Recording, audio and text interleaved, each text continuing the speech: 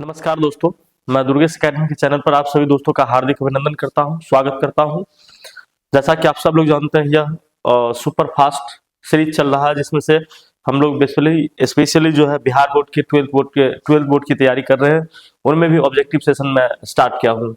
आइए हम लोग शुरू करते हैं इस सुपर फास्ट एक्सप्रेस में ऑब्जेक्टिव का सिलसिला, जिसमें से हम लोग बायोलॉजी के क्वेश्चन को देख रहे हैं। पर डे जो है बहुत मोस्ट इंपॉर्टेंट MBBI क्वेश्चन को पर डे ला रहे हैं और आप लोगों के बीच जो है मतलब ऐसे 20 क्वेश्चन जो MBBI होते हैं, जो मोस्ट इंपॉर्टेंट क्वेश्चन है, जो परीक्षा एग्जाम में पूछे जाते हैं, उसी पर्पज से मैं ये वीडियो बना रहा हूँ। आइए चलते हैं, हम लोग शुरू करते हैं, देखते हैं इस ऑब्जेक्टिव के सेशन में। और ऑब्जेक्टिव सेशन शुरू करने से पहले फिर से हम ये कह रहे हैं कि आप अगर हमारे इस चैनल पर नए हो तो कृपया इस चैनल को सब्सक्राइब करना ना भूलें, बेल आइकन प्रेस कर लें ताकि आने वाला नोटिफिकेशन आप तक आसानी से पहुंच जाए और आप जो है वीडियो का आनंद ले सके। चलिए आइए शुरू करते हैं हम लोग इस ऑब्जेक्टिव के सिलसिले को। आज पहला क्वेश्चन ये है, शुरू करते हैं। पहला क्वेश्चन ये पूछा जा रहा है कि जनसंख्या अधिक होने से क्या होता है।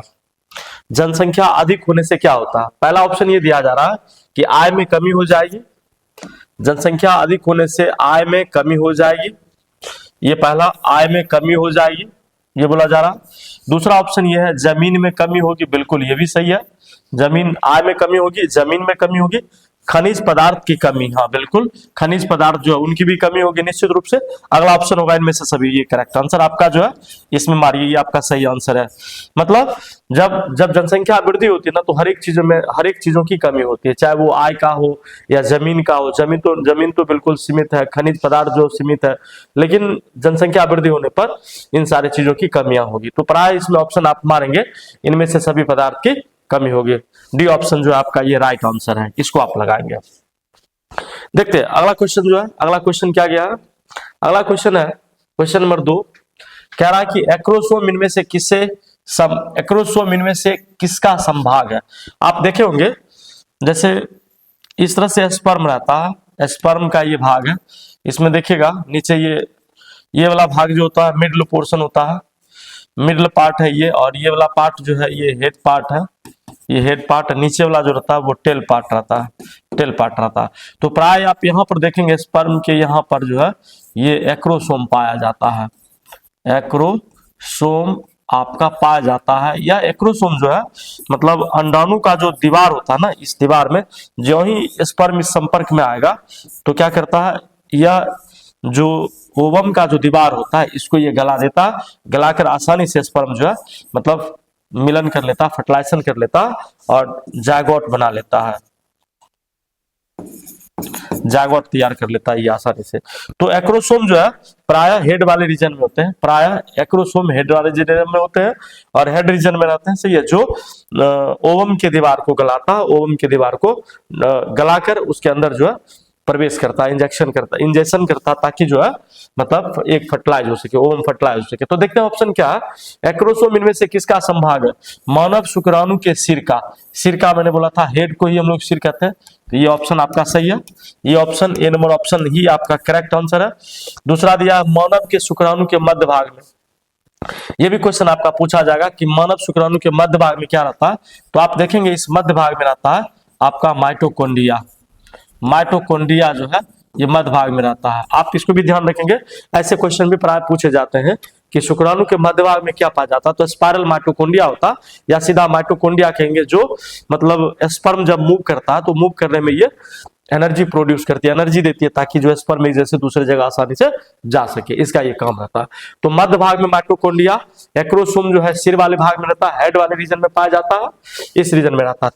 दूसरा ऑप्शन दिया ये मध्य भाग में। तीसरा ऑप्शन आपका प्रारंभिक डिम्बाणु जनक कोशिका में, और अगला है ब्लास्टोसिस्ट में। ब्लास्टोसिस्ट देखिएगा डिम्बाणु जनक कोशिका, डिम्ब प्राय ओवम की बात है, इसमें ये क्रोमोसोम नहीं पाया जाता, इसमें ये तो फुल्ली गलत है आंसर। ब्लास्टोसिस्ट देखिएगा सेल का बहुत सारा, ये जो होता है बहुत सारे सेल का लोथड़ा होता है, जब एक फर्टिलाइज कर जाता है तो धीरे धीरे जो पूरी संरचना बना लेते हैं, जिसको हम लोग कहते हैं ब्लास्टोसिस्ट। ये ब्लास्टोमेयर का गुच्छा, अंदर में देखिएगा जगह होता है, ये बिल्कुल इस तरह से, मतलब इस संरचना को हम लोग कहते हैं ब्लास्टोसिस्ट। ब्लास्टोसिस्ट से कोशिका होती है जो मतलब जायगोट डेवलपमेंट के बाद जो है बनती है। तो ये भी आपका डी ऑप्शन भी आपका गलत हो जाएगा। तो इसका आप अगर सही आंसर मारेंगे तो सही आंसर में बिल्कुल आपका ये होगा, मानव शुक्राणु के मध्य भाग, मानव शुक्राणु के सिर का जो भाग होता है वो एक्रोसोम होता है। इस पर आप आंसर लगाइए। चलिए देखते हैं क्वेश्चन नंबर 3 क्या है। बहुत इंपॉर्टेंट क्वेश्चन है, ध्यान रखिएगा कि एक्रोसोम जो है हेड रीजन में पाया जाएगा और माइटोकॉन्ड्रिया जो वो मिड रीजन में पाया जाता है। बाकी टेल जो है वो मूव करने में मदद करता है उसको। चलिए क्वेश्चन नंबर 3 की तरफ चलते हैं, देखते हैं क्वेश्चन नंबर 3, सॉरी 4 आ गया। क्वेश्चन नंबर 3 है, इनमें से कौन जीवाणु जनित रोग है? इनमें से कौन जीवाणु जनित रोग है? आपको दिया गया है कि कुष्ठ रोग है, कुष्ठ रोग ये भी होता है जीवाणु के कारण होने वाला रोग है। क्षय रोग जो है ये भी जीवाणु के द्वारा, कुष्ठ रोग, क्षय रोग, हैजा ये भी जो है जीवाणु के द्वारा होने वाला रोग है। इनमें से सभी आपका ये ऑप्शन करेक्ट आंसर है। ये ऑप्शन आप सेलेक्ट सही मारिए। ये है मतलब कुष्ठ रोग, क्षय रोग, हैजा, इनमें से ये सारे ऐसे डिजीज है जो मुख्यतः जीवाणु के द्वारा होते हैं। सारे जो बीमारियां वो मुख्यतः जीवाणु के द्वारा होते हैं। तो ये आपका इनमें से सभी आंसर आएगा करेक्ट, इसमें मारिए आप इसको। चलिए देखते हैं अगला क्वेश्चन क्या है। अगला क्वेश्चन की तरफ बढ़ते हैं। Question number next is so that the मनुष्य मतलब पुरुष में गुणसूत्र की संख्या होती है। पुरुष में गुणसूत्र की संख्या होती दिया गया है 44, 45, 46। आप जानते हैं कि मनुष्य में मतलब 46 गुणसूत्र होते हैं, 23 जोड़े गुणसूत्र होते हैं, वैसे 46 गुणसूत्र कहेंगे। तो 44 प्लस एक्स और एक्स है, तो ये कंफर्म है कि ये लड़की है। ये तो पुरुष की बात कर रहा है, पुरुष की बात कर रहा है, तो ये आपका गलत हो जाएगा। ये देखिए एक्स और वाई 44, 45, 45, 46 ये आपका सही आंसर है।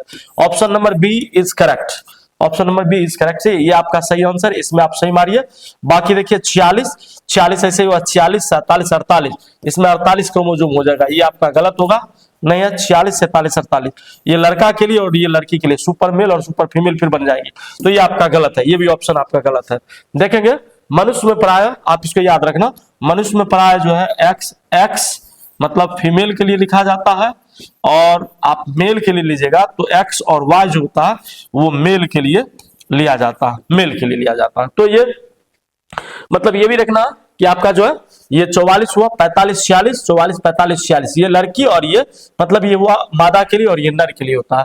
तो आपका ये पूछ रहा है मनुष्य में गुणसूत्र की संख्या होती है पुरुष में तो 44 प्लस एक्स वाई, ये आपका सही आंसर है। आप इसको सही मानना। 4 नंबर क्वेश्चन ये होगा। चलिए देखते हैं क्वेश्चन नंबर अगला क्या, अगला क्वेश्चन नेक्स्ट क्वेश्चन नो वो सॉरी ऑप्शंस कहां चले गए। देखिए एसिटाबुलेरिया निम्न में से क्या है? एसिटाबुलेरिया निम्न में से क्या है? ऑप्शंस ए यहां पर आपको दिया गया है, कहता है जीवाणु है, ये आपका गलत है, जीवाणु नहीं है। एसिटाबुलेरिया जीवाणु नहीं है। शैवाल ये भी नहीं होगा, ये भी नहीं है। प्रोटोजोआ ये भी नहीं है, न जीवाणु न शैवाल प्रोटोजोआ, ये एकल कोशिका, ये आपका सही आंसर है। या एकल कोशिका एक प्रोटीन होता है। एसिटाबुलेरिया जो है वह एकल कोशिका प्रोटीन होता है, इसको ध्यान रखिएगा, याद रखिएगा। ये इसमें से आप यानी कि जीवाणु, वैष्णव, शैवाल, प्रोटोजोआ, विषाणु इसमें मार देना, ये आपका एकल कोशिका प्रोटीन होता है, ये आपका सही आंसर है। चलते देखते हैं क्वेश्चन नंबर 6 क्या है। क्वेश्चन नंबर 6 कहता अनुन्मीलिय परागन वाले पौधों में निश्चित रूप से होता है। अनुन्मीलिय को हम लोग कहते हैं क्लिस्टोगेमी, क्लिस्टोगेमी, क्लिस्टोगेमी, क्लिस्टोगेमी ऐसे प्लांट होते हैं जिसके पुष्प जो है वो खिलते, मतलब पुष्प जो हमेशा बंद ही स्थिति में रहता है, कभी खिलता ही नहीं, कभी माने खुलता भी नहीं, ओपन भी नहीं होता और खिलता भी नहीं है।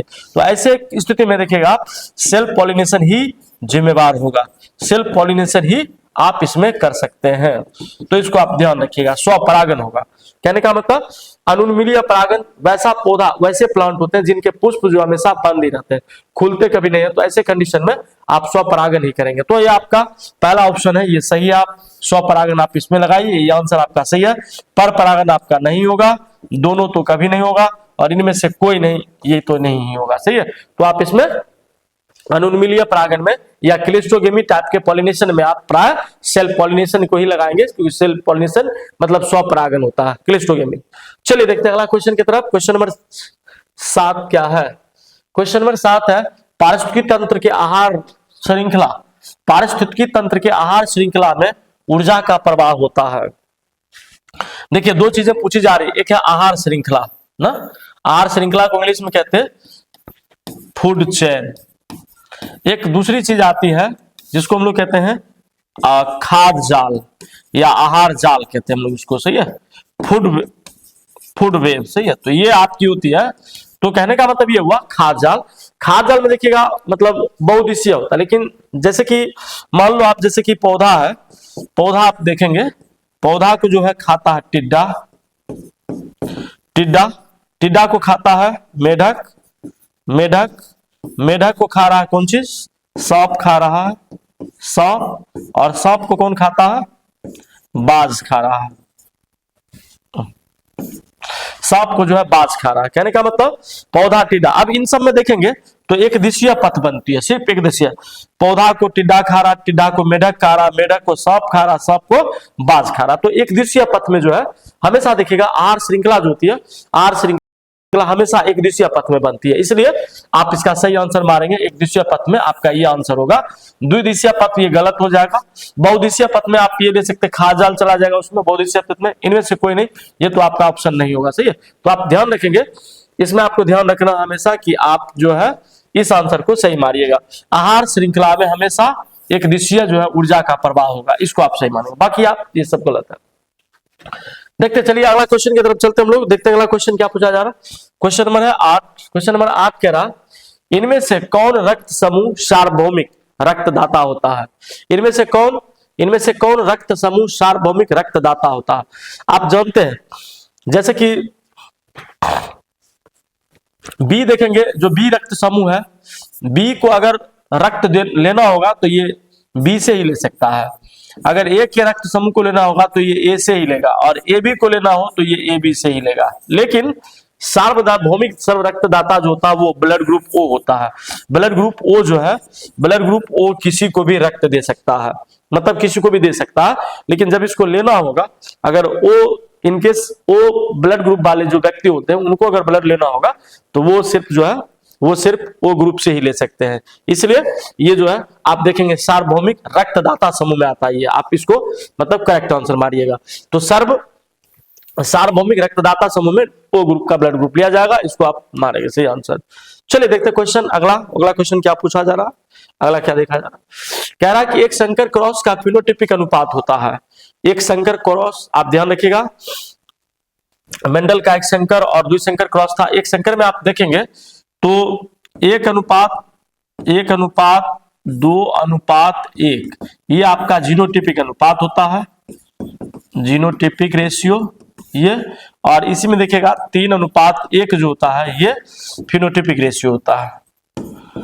फिनोटाइपिक रेशियो में ये आ जाएगा। तो आप स्वयं आप खोज लीजिए, 1:2:1 ये देखिए जीनोटाइपिक रेशियो है, ये 3:1 ये देख रहे हैं आपका, ये यही आपका फिनोटाइपिक रेशियो है, यही आपका करेक्ट आंसर है। बाकी 9:3:3:1 जो दिया गया है ये डाहाइब्रिड क्रॉस का है। डाहाइब्रिड क्रॉस का कहने का मतलब डाहाइब्रिड क्रॉस में आप जाएंगे तो ये डाहाइब्रिड क्रॉस का फिनोटाइपिक अनुपात होता है, ये फिनोटाइपिक अनुपात। वहीं अगर डाहाइब्रिड क्रॉस में पूछ दे जीनोटाइपिक अनुपात तो 12:24:12:1 इस तरह से आप याद रखिएगा। इसमें आप अनुपात लगा दीजिए, रेशियो बना दीजिए, ये आपका काम कर जाएगा।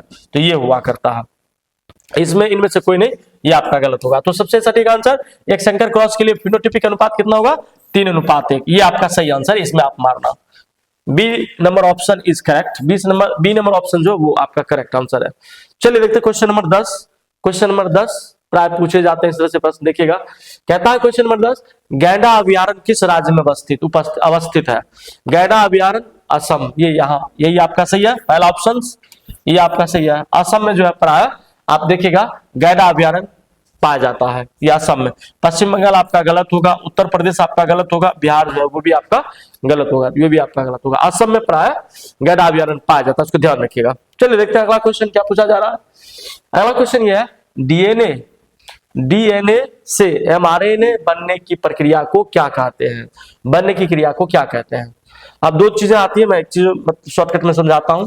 देखेंगे आप, जब डीएनए हो ना, डीएनए से डीएनए बनना हो तो इस प्रक्रिया को हम लोग कहते हैं रेप्लिकेशन। डीएनए से डीएनए बनने की प्रक्रिया को रेप्लिकेशन कहते हैं।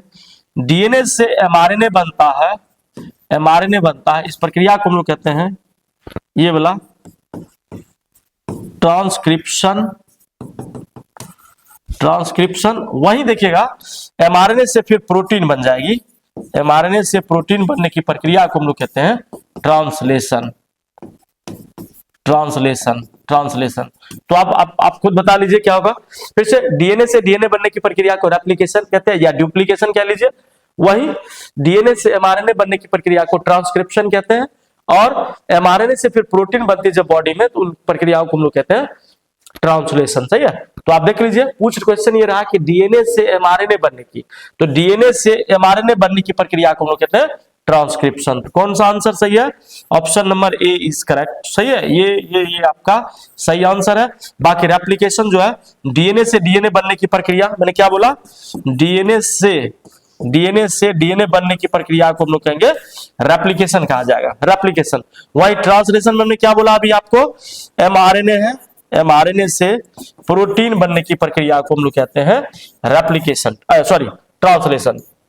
एमआरएनए से प्रोटीन बनने की प्रक्रिया को ट्रांसलेशन कहेंगे। इनमें से कोई नहीं, ये आपका ऑप्शन गलत है। सही है, तो आप ये मारो, ये आपका सही आंसर है, इसमें मारना है। फिर से डीएनए से एमआरएनए बनने की प्रक्रिया को हम लोग कहेंगे ट्रांसक्रिप्शन, डीएनए से एमआरएनए बनने की प्रक्रिया को ट्रांसक्रिप्शन, और क्या मैंने बोला था, रेप्लिकेशन। डीएनए से डीएनए बनने की प्रक्रिया को रेप्लिकेशन कहते हैं, और एमआरएनए से प्रोटीन बनने की प्रक्रिया को ट्रांसलेशन कहते हैं। तो इसको ध्यान रखिएगा, बहुत इंपॉर्टेंट क्वेश्चन है, पर पूछे जाते हैं एग्जाम में।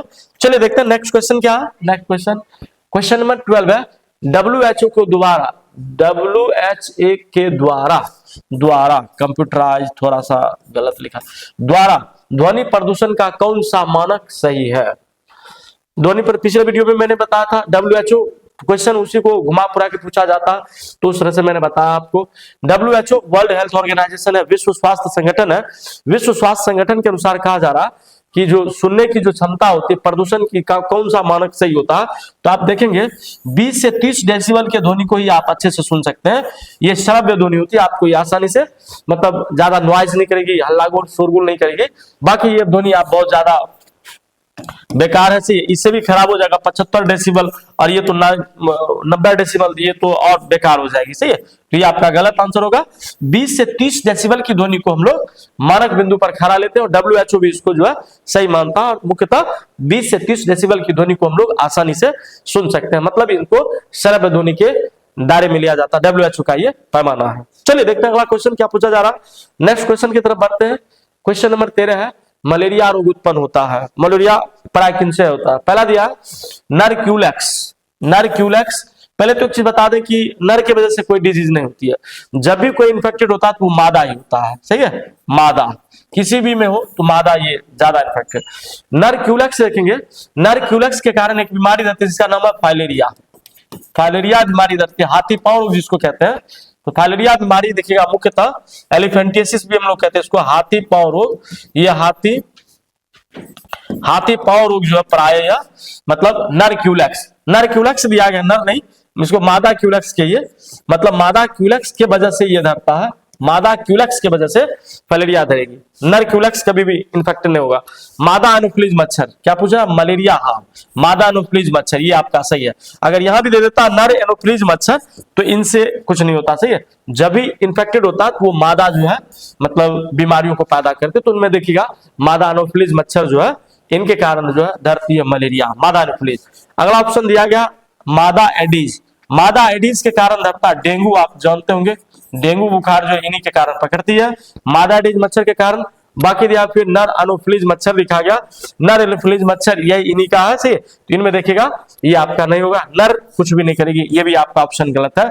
मादा एनोफिलीज मच्छर के काटने के कारण से मलेरिया पकड़ती है, नर क्यूलैक्स की वजह से, मतलब मादा क्यूलैक्स की वजह से फाइलेरिया, मादा एडीज की वजह से डेंगू पकड़ती है। सही है, इसको ध्यान रखना है, तो कंफ्यूजन नहीं होनी चाहिए। से कंसेप्ट क्लियर रखिए ताकि आप आसानी से इन चीजों को समझ पाए और आसानी से क्वेश्चन को बना पाए। चलिए देखते हैं अगला क्वेश्चन। अगला क्वेश्चन क्या पूछा जा रहा, क्वेश्चन नंबर 14 है, किसी गैर फली पौधे के जड़ पिंड में जैविक खाद मौजूद होते हैं, किसी गैर फली पौधे के जड़ में जैविक खाद मतलब फलदार पौधे जो होते हैं उनके जड़ में जो है मौजूद होते हैं। सही है, तो इसमें आपको दिया गया है एजेटोबैक्टर, ये तो आपका सही है। क्लोस्ट्रीडियम ये नहीं होगा, ये नहीं रहता। फ्रोंकिया ये भी आपका नहीं, इनमें से कोई नहीं, ये आपका ऑप्शन गलत होगा। एजेटोबैक्टर देखिएगा, वैसे दलहन परिवार के पौधों में राइजोबियम बैक्टीरियम जीवाणु रहता है, राइजोबियम बैक्टीरियम जीवाणु रहता है जो नाइट्रोजन का स्थिरीकरण करता है, जिससे मतलब दलहन पौधे जो होते हैं वो ज्यादातर यील्ड कैपेसिटी बहुत ज्यादा होती है, प्रोडक्शन वो बहुत ज्यादा देती है, ताकि जो है फसल की पैदावार गुणवत्ता जो और अच्छी होती है। एजेटोबैक्टर जो है ये ही आपका होगा ऑप्शन सही, तो इस ऑप्शन को आप सही आंसर लगाइएगा। जड़ पिंड जैविक खाद में मौजूद होता है वो गैर फली। चलिए देखते हैं क्वेश्चन नंबर 15। क्वेश्चन नंबर 15 ये कह रहा, क्या कह रहा, दूध से दही बनने में किस जीवाणु का प्रयोग किया जाता है। आप सब लोग सदियों से जानते हैं दूध से दही बनने के लिए लैक्टोबैसिलस जीवाणु का प्रयोग किया जाता है। क्लोस्ट्रीडियम से ये देखिएगा जीवाणु ये भी है, लेकिन जो है ये मनुष्य को प्रभावित करता है, इन्फेक्शन करता है। लैक्टोबैसिलस ये देखिए आपका सही आंसर है। दूध से दही बनने के लिए लैक्टोबैसिलस जीवाणु का प्रयोग किया जाता है। ए और बी ये दोनों आपका गलत है, ये ऑप्शन आपके नहीं होंगे। बाकी आपका ऑप्शन दिया है स्ट्रेप्टोकोकस, ये भी जो है मतलब मनुष्य को इन्फेक्ट करता है। स्ट्रेप्टोकोकस गोलाकार जीवाणु होता है, इससे भी दूध से दही नहीं बनता, ये भी आपका गलत है। तो आप इसका सटीक आंसर मारेंगे लैक्टोबैसिलस जो है दूध से दही बनने में मदद करता है। देखते क्वेश्चन नंबर 16। क्वेश्चन नंबर 16 क्या पूछा जा रहा, अर्जित गुणों की वंशागति का सिद्धांत किनके द्वारा दिया गया था, किनके द्वारा दिया गया था। अर्जित उपार्जित लक्षण भी हम लोग कहते हैं, उपार्जित लक्षण कहता है डार्विन, लेमार्क, ये डार्विन के द्वारा दिया गया था। मतलब अर्जित लक्षण की वंशागति, इनका ये मत था कि से मतलब जो कुछ लक्षणें होती है ना शरीर में, कुछ एक्स्ट्रा लक्षण अगर शरीर में आ जाए तो उनकी वंशागति जो है मतलब अगले जनरेशन में होती है, जिसको हम लोग कहते हैं उपार्जित लक्षण या इसी को हम लोग कहते हैं अर्जित लक्षण। सही है, इसको ध्यान रखिएगा थोड़ा सा। सही है, डार्विन का ये मत था, डार्विन ने अपने मत के अनुसार ये बताया था। लेमार्क भी था, यूज ऑफ डिसयूज ऑर्गन। से जिस अंग का जितना हम लोग यूज करते हैं वो अंग उतना से यूजेबल होता है। फिर दिया है डेवरीज, दिया है डाबरीज जिसको हम लोग कहते हैं। आगे हैकल है, ओएंटोजेनी, रिकैप्सुलेट्स, फाइलोजेनी। से कोई भी जीव अपने मतलब जन्म में जो है अपने जीवन काल में अपने आप को दोहराता है। ओएंटोजेनी, रिकैप्सुलेट्स, फाइलोजेनी एक थ्योरम आया था, हैकल साहब ने इनको दिया था। आप इसको इवोल्यूशन में देखेंगे, बहुत ज्यादा डिटेल से मैं नहीं बता पाऊंगा क्योंकि समय का अभाव है। तो ये आप देखिएगा, हमारे इवोल्यूशन चैप्टर पर जाइए, पीछे इसका वीडियो आपको मिलेगा, लिंक सब्सक्रिप्शन में दे दूंगा ताकि आप देख सकते हैं आसानी से। ठीक है, तो ये देखिएगा इसका वीडियो बना हुआ, मैं बात करूंगा फिर। चलिए, तो यहाँ अर्जित गुणों की जो वंशागति का सिद्धांत था वो डार्विन ने दिया था। सही है, तो ये आप इसका सही लगे। लेमार्क जी आप गलत है, डाबरीज ये भी आपका गलत है, हैकल भी आपका गलत है, तो सही आंसर होगा डार्विन। क्वेश्चन नंबर 17 दिया गया, एक स्वस्थ महिला के पूरे जीवन काल में उत्पन्न कुल अंडों की संख्या कितनी होती है। एक महिला जो अपने जीवन काल में अंडे कितने देती है, इसके बारे में ये पूछा जा रहा है। तो आप देखिए 4000, ये तो आपका गलत होगा ऑप्शंस। ये देख रहे हैं 400, यही आपका सही करेक्ट आंसर है।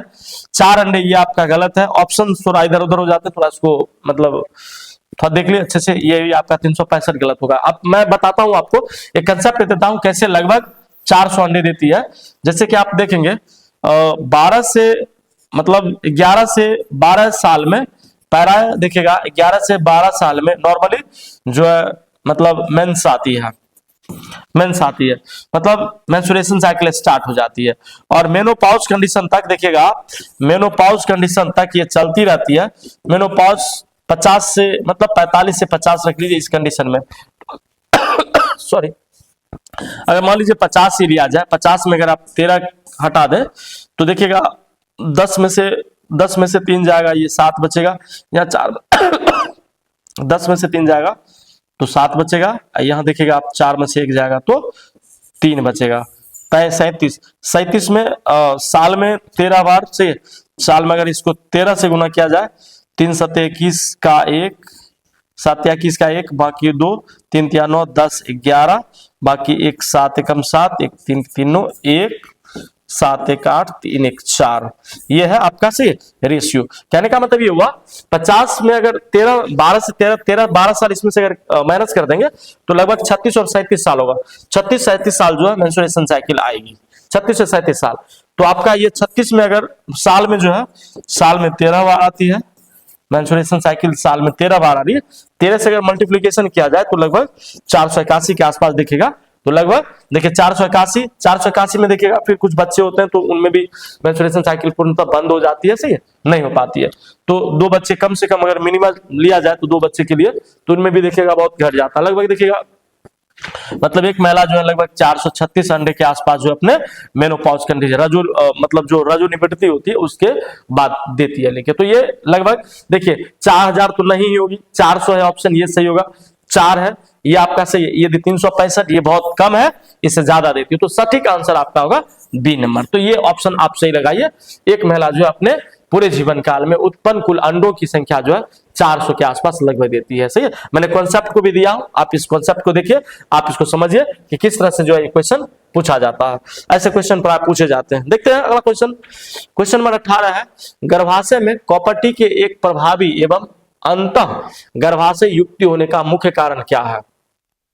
गर्भाशय में कॉपर्टी के एक प्रभावी, कॉपर्टी जो लगवाया जाता है से संतान प्राप्ति नहीं हो इसके लिए, तो एक प्रभावी अंतः गर्भाशय युक्ति होने का मुख्य कारण क्या? एक सही बात है, ये काफी प्रभावी अंतः गर्भाशय युक्ति है जिसका उपयोग करके कहा जाता है शुक्राणु के निषेचन क्षमता की में कमी लाई जाती है। शुक्राणु जो है निषेचन नहीं, चूंकि देखिएगा ना आप, मतलब जिस तरह से इस तरह से यूट्रस रहता है, बगल में फेलोपियन ट्यूब रहता है, इस तरह से ये लगाया जाता है, इसी योनि के रास्ते जो है कॉपर्टी यहाँ पर लगा दिया जाता है। कॉपर्टी इस तरह से रहता है, यहाँ पर इसमें धागे लगे होते हैं और यहाँ लगा के सब ये अंडा बनता है। तो यहाँ से अंडा जो है इधर से आती है इस फेलोपियन ट्यूब में, तो यहाँ अंडा जो ये इसको ब्लॉक कर देता है। स्पर्म इधर से आएगा तो इसको ये ब्लॉक कर देता है, तो अंदर नहीं जा सकता। तो पहला कंडीशन है शुक्राणु के निषेचन क्षमता में कमी आ जाती है, बिल्कुल सही है, शुक्राणु निषेचन नहीं हो पाएगा। दूसरा ये लिख रहा है कि ऑप्शन नंबर बी है, गर्भाशय में कॉपर आयन मोचित लिखा गया, मोचित होने के कारण शुक्राणु के भक्षाणु क्रिया में कमी हो जाएगी, बिल्कुल सही। गर्भाशय में कॉपर आयन अगर मोचित, ये क्या करता है, कॉपर जब आयन मुक्त करता है तो क्या करता है, मतलब कॉपर जो है उसको बर्बाद डिस्ट्रॉय कर देता है, शुक्राणु जो है भक्षण हो जाता है उसका, मतलब खा जाता है उसको, जिससे क्या होगा, फिर से इम्प्लांटेशन का चांस नहीं बनेगा। तीसरा ऑप्शन आपका ये है सी नंबर, शुक्राणु की गतिशीलता में कमी, बिल्कुल जगह स्पेस कम, शुक्राणु की गतिशीलता मूवमेंट जो उसका नहीं हो पाएगा, सही है। तो ये भी ऑप्शन आपका सही है, तीनों का तीनों ऑप्शन सही है। इसका मतलब option number D correct answer आपका है। इनमें से सभी आप देखेंगे, इनमें से सभी ये सारे ऑप्शन आपके सही हैं, सब कुछ कॉपर्टी जो है इन चारों ऑप्शन को फॉलो कर रहा है, मतलब इनमें से सभी आंसर आपका करेक्ट आंसर है, सही है। बढ़ते हैं क्वेश्चन नंबर 19 की तरफ, देखते हैं क्वेश्चन नंबर 19 आपका क्या पूछा जा रहा है। निम्नलिखित में से किस पौधे की प्रजातियों में बीज का उत्पादन असंगजनन एपोमिक्सिस द्वारा होती है? अब देखिएगा एपोमिक्सिस द्वारा होती है। एक देखिए एपोमिक्सिस का मतलब होता है कि बीज जो है ना, बीज निषेचन नहीं करता, बीज निषेचन नहीं करके डायरेक्ट जो है मतलब प्लांट उत्पन्न कर लेता, डायरेक्ट पौधा जो है जर्मिनेट कर लेता, पौधा डायरेक्ट हो जाता है। ऐसे पौधे को हम लोग कहते हैं एपोमिक्सिस या असंगजनन, ये आपका। तो ये देखिए आपका सही, पहला ऑप्शन ही सही है आपका। एस्ट्रेसिया एवं घास में देखिएगा जो है बिना निषेचन के ही जो ऑप्शन दिया हुआ सही है, बिना निषेचन के ही देखिएगा मतलब पौधे जो है जर्मिनेट कर जाते हैं, पौधे जन्म कर जाते हैं। ये सरसों आपका गलत है, इनमें पॉलिनेशन होता है, फर्टिलाइजेशन, साइट्रस एवं आम, इन सब में भी फर्टिलाइजेशन होता है, निषेचन होता है, इनमें से कोई नहीं, ये आपका गलत ही आंसर है। आपका ये एस्ट्रेसिया एवं घास आएगा। सरसों आप देखें पुष्पलता, साइट्रस आप देखें नींबू में, और आम में देखिएगा इनमें से कोई नहीं से, ये आपका ऑप्शन सही है। तो एस्ट्रेसिया एवं घास ऐसे पौधे हैं जो एपोमिक्सिस को फुलफिल करता है, और ये आपका सही आंसर होता है। आइए क्वेश्चन लास्ट है, क्वेश्चन नंबर 20 देखते हैं। एक ही स्थान पर उपस्थित रहने वाले जीन जिनकी विभिन्नता अभिव्यक्ति हो कहलाती है। जो एक ही जगह पर स्थित हो, कहने का मतलब एक ही स्थान पर उपस्थित रहने वाले जीन जिनकी विभिन्न अभिव्यक्ति हो क्या कहलाती है? इसको हम लोग कहेंगे बहुएलील, सही है। ये पहला ऑप्शन आपका सही है, मल्टीपल एलील कहते हैं इसको। मल्टीपल एलील जो है, मल्टीपल एलील, कलम नहीं चल पाता इसके से, मल्टीपल एलील है या बहुकारक एलील इसी कहते हैं, बहुकारक। बहुजीन ये आपका गलत आंसर होगा। ओंकोजीन ये कैंसर का कारक है, सही है, ये नहीं होगा। बहुजीन देखिएगा, बहुजीन फिर ये मल्टीपल एलील को समझाते हुए बहुजीन में चले जाइए, ये ऑप्शन फिर बिल्कुल गलत। सप्रभाविता दिया है जीन से, सप्रभाविता जीन को डोमिनेंस का ये जीन, ये भी आपका गलत आंसर है। मल्टीपल एलील में देखिएगा अक्सर जो है मनुष्य का ब्लड ग्रुप जो है वो भी लिया जाता है, आप देखेंगे रैबिट का जो मतलब चमड़ा होता है, सही है, उनमें देखिएगा त्वचा का जो रंग होता है वो भी मल्टीपल एलील का उदाहरण होता है। तो शरीर के जीव में स्थिर रहकर, सही है, अपनी जो अभिव्यक्ति को व्यक्त करता है, भिन्न भिन्न तरह से व्यक्त करता है, वह बहुएलील कहलाता है, जिसको हम लोग कहते हैं मल्टीपल एलील। इसका भी वीडियो आप जाइए, सही है, जेनेटिक्स एंड इवोल्यूशन का एक प्लेलिस्ट बना हो, उनमें से आपको मल्टीपल एलील के भी वीडियो मिलेंगे। फिलहाल मैं यही तक रहूंगा, सही है। आप 20 प्रत्येक दिन क्वेश्चन लाना, प्रत्येक दिन मैं ये क्वेश्चन वीडियो बना के डालना, ताकि आप जो बच्चे 12th बोर्ड की प्रिपरेशन कर रहे हैं, तैयारी कर रहे हैं, उन सबको एग्जाम देना, उनके लिए ये बहुत ज्यादा है। स्टेट की तैयारी कर रहे हैं वैसे बच्चे के लिए भी ये बहुत अच्छा होगा, और बीपीएससी लेवल में भी प्राय इस प्रकार के क्वेश्चन पूछे जाते हैं, तो इनको भी देख सकते हैं। आइए, थैंक्स फॉर वाचिंग। से आप सबने इतना अपना समय दिया से देखने के लिए, इसके लिए बहुत बहुत धन्यवाद। मिलते हैं फिर अगले वीडियो में। अगर आप एक बात 1 सेकेंड, अगर आप हमारे चैनल पर नए हो तो फिर से कहेंगे कि आप इस यूट्यूब चैनल को सब्सक्राइब करना ना भूलें, बेल आइकन को प्रेस कर लें, ताकि आने वाला नोटिफिकेशन आप तक आसानी से पहुंच सके। मिलते हैं फिर अगले वीडियो में, तब तक thanks for watching, thank you so much.